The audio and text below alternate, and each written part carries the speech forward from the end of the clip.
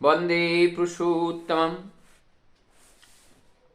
छोटा सा एक प्रश्न है और प्रश्न ये है, क्या कोई अगर दीक्षा लेना चाहता है अर्थात नाम पाना चाहता है और वो नाम के लिए बताते हैं लेकिन उनको देख करके वो कर पाएंगे नहीं कर पाएंगे, इस बात को सोचते हुए और उनकी कार्यशैली को देखकर, उनका चाल चलन को देखकर कभी कभी उन्हें नाम नहीं दिया जाता है। तो यहाँ पर पहले समय में जो नामदान होता था, एकदम कहने के साथ साथ या देखने मात्र में नहीं होता था। उस नामदान को ग्रहण करने के लिए उन्हें कई दिन, कई महीना, कई साल भी लग जाता था, क्योंकि उस नाम के देने के लायक बनने के लिए उन्हें पुरुषार्थ करने की जरूरत होती थी। लेकिन हम लोग देखते हैं सत्संग में जो नामदान दी जाती हैं उसमें कोई समय निर्धारित नहीं होती हैं। जब वो चाहते हैं तब दी जाती हैं। ये परंपरा, ये सिलसिला कब से शुरू हुआ, कैसे शुरू हुआ, ऐसे एक ऐतिहासिक घटना को लेकर के मैं बताने का प्रयास कर रहा हूँ। ठीक इसी प्रकार से एक बार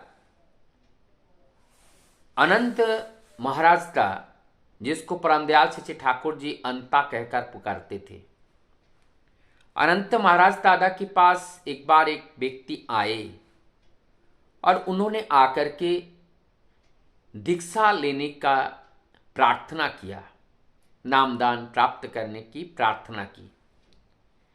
लेकिन अनंत महाराज दादा को हो सकता है किसी भी कारणवश कोई कारण रहा हो, उस समय उस परिस्थिति में उन्होंने उनको नामदान नहीं दिया और ना देने के बावजूद वो व्यक्ति बारंबार प्रताड़ित हो रहे थे हमारे अनंत महाराज दादा से।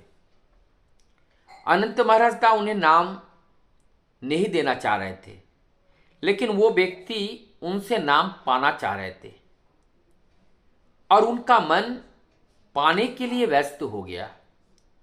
एक दिन रात में उनके मन के अंदर उतावला हुआ और वो रात में ही दौड़ पड़े आश्रम अभिमुख होकर। और जहां पर अनंत महाराज दा और दुर्गानाथ सांडाल दा दोनों लोग रहते थे, वहां पे जाकर दरवाजे की कुंडी खटखटाए। और जब दरवाजे की कुंडी खटखटाए, एक बार दो बार, गहरी रात है, अनंत महाराज ता उठ करके आते हैं, आकर के देखते हैं वही व्यक्ति हैं। फिर अनंत महाराज ता उनको भगा देते हैं और वो जाके सो जाते हैं। फिर थोड़ी देर बाद आवाज आती है कि कोई व्यक्ति दरवाजा खटखटा रहा है और कोई एक सामान गिर गया, गिरने का आवाज आया। दुर्गानाथ दा जग जाते हैं और जगने के बाद उन्हें लगता है कोई आश्रम से सामान चोरी करके तो नहीं ले जा रहा है, और चोरी करके ले जाते समय शायद कोई सामान गिर गया हो। एकदम दुर्गानाथ सनलदा दौड़ के आते हैं, दरवाजा खोलते हैं और खुलते ही देखते हैं एक बहुत नवरूप का दर्शन होता है, एक विचित्र परिस्थिति का दर्शन होता है। और विचित्र परिस्थिति क्या था? कैरोसिन भरा हुआ एक डिब्बा वो मिट्टी में पड़ा हुआ था और दूसरी तरफ एक व्यक्ति पूरा बेहोश पड़ा हुआ था। और तब जाकर के उन्होंने आवाज लगाए, चिल्लाए। अनंत महाराज का दौड़ते हुए आए, आकर के देखा कि वहां पर वही व्यक्ति पड़ा हुआ है और बेहोश है। तब अनंत महाराज था और दुर्गानाथ था, दोनों ने मिल करके उनकी इस विषम परिस्थिति से उनको जगाने के लिए दोनों लोगों ने प्रयास किया। और प्रयास करने के बाद जब वो जगे तब अनंत महाराज था पूछने लगे, क्या हुआ, आप ऐसे बेहोश होकर पड़े हुए हो, क्या हुआ था? तब वो आंख को खोलते हुए कहते हैं, अभी अभी मुझे दीक्षा मिला है, नामदान मिला है, परमदयाल जी ठाकुर जी स्वयं दीक्षा दिए हैं। और जैसे ही आप लोग आए और वो ठाकुर चले गए। इस बात को सुनकर ये लोग थोड़ा अचंभित हो गए, लेकिन उनको जब होश में आए उनको घर को जाने के लिए बता दिया।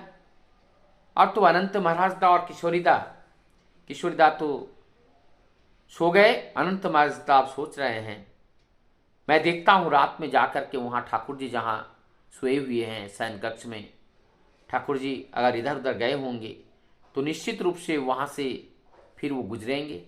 वहाँ जाके रुकते हैं, छिपे रहते हैं, कहीं कोई किसी भी तरह का आवाज़, कहीं कुछ नहीं देखता है।